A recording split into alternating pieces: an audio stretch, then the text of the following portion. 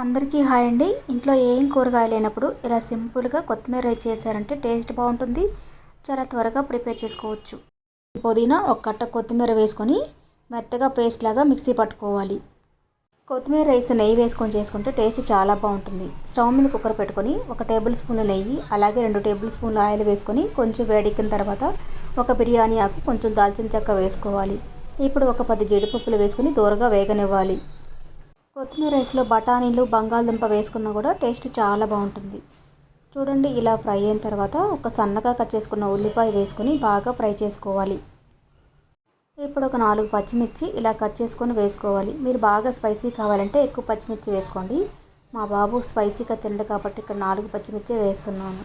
చూడండి, ఉల్లిపాయలు ఇలా కొంచెం ఫ్రై అయిన తర్వాత ఇప్పుడు అల్లం వెల్లుల్లి పేస్ట్ వేసుకుందాం.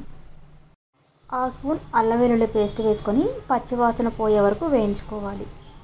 అల్లం పేస్ట్ కొంచెం వేగిన తర్వాత ముందుగా మనం పుదీనా కొత్తిమీర పేస్ట్ చేసి పెట్టుకున్నాం కదా, అది కూడా వేసుకొని పచ్చివాసన పోయే వరకు వేగనివ్వాలి.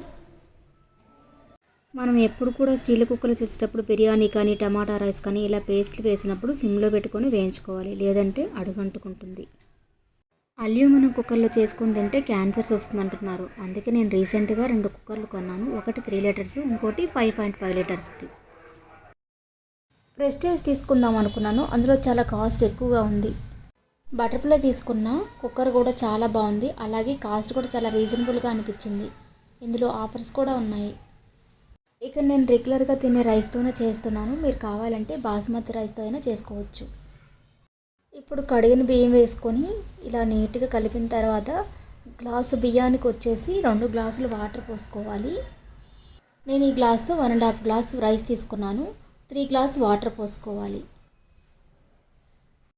టేస్ట్ తగ్గట్టు సాల్ట్ వేసుకొని కుక్కర్ మీద మూత పెట్టేసుకొని 3 విజిల్స్ రానివ్వాలి.